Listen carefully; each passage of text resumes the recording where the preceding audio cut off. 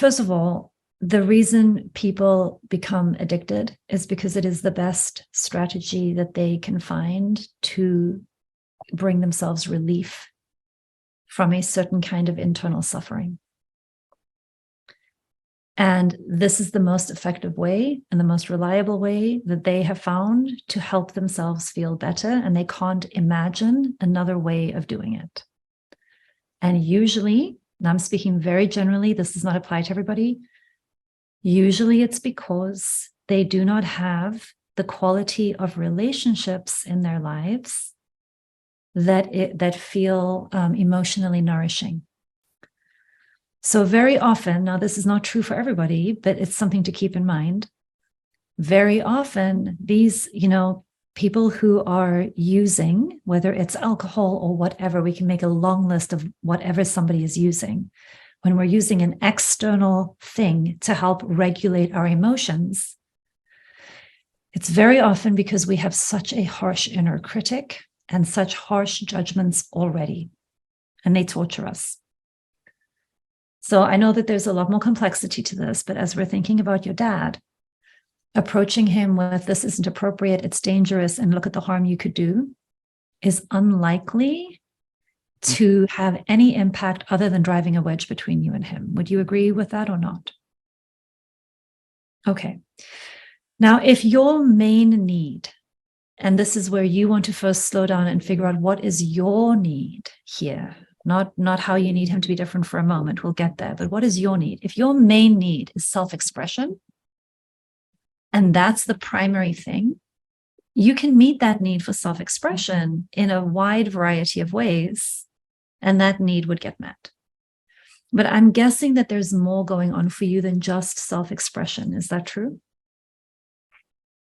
Okay, so if we were to think about what the other needs are that you're trying to get met, one guess that I would have is sort of contribution to other people's well-being. Does that fit? Okay, so I want to meet my need for self-expression. I want to meet my need for contribution to other people's well-being. Are there others? Are there any other needs you're aware of that you're trying to get met?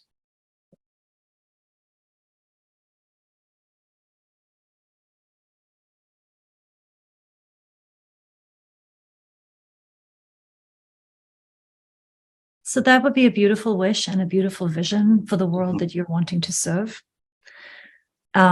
That is not in your control.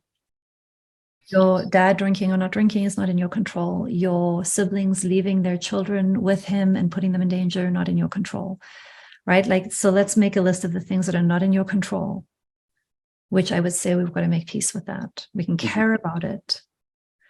And let's get our attention on what is in your control. What is in your control is being able to, I'm going to suggest some things and you tell me which things fit for you and which things don't.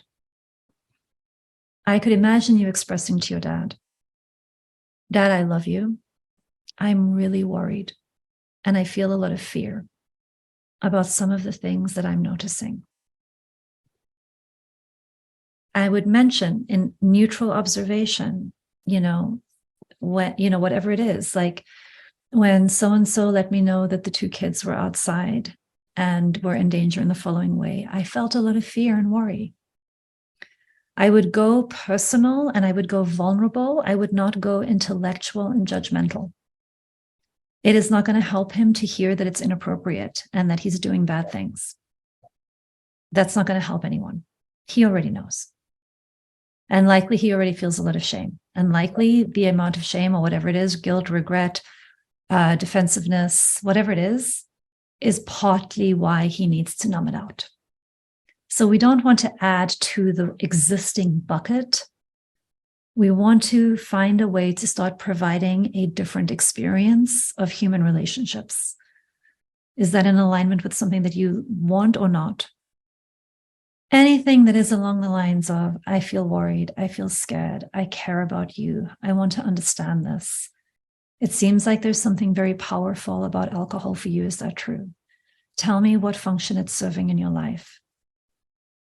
Tell me about you. Tell me about your pain. Tell me about your angst. Tell me about your sadness. Tell me about your loneliness. What's going on? You want to bring the person back to life and not let them slip away into an addiction. And that takes relational safety, not berating. That's like coaxing somebody back into relationship. It's not scolding them for trying to slip away in the ways that they're slipping away. And when you say, like, he's not the adult, he's behaving like the child, that's right. But don't see that as a bad thing. Try to, as much as possible, which is going to be very hard, I would imagine, as a kiddo. So, like, I want to also just honor what you will be needing in this, okay? Because it's not your job to meet your dad's needs. It's his job to figure out, it's his journey. It's not yours. It's his to figure out, but he's having an impact on you, and you love him and you care about him and you're worried and you're scared. That's where I'd begin. With a very soft, gentle, clear invitation back into a different kind of relationship. With the idea of, if you're going to talk to dad, that's the person you're supporting. You're not talking to dad in order to support the community and the kids. If you're talking to dad, you're supporting dad. I think if we can just remember collectively, when we're dealing with somebody who is struggling with an addiction, the strongest cure for an addiction is empathic connection. You cannot overdose enough on empathic connection and reflecting their goodness back to them. And when our fear and our desire to control and protect and intervene and force and teach and, all of those old strategies of trying to help kick in, most of them make it worse. So I just want to also just say, I feel a lot of appreciation for all the people in the world trying to do it differently. So thank you.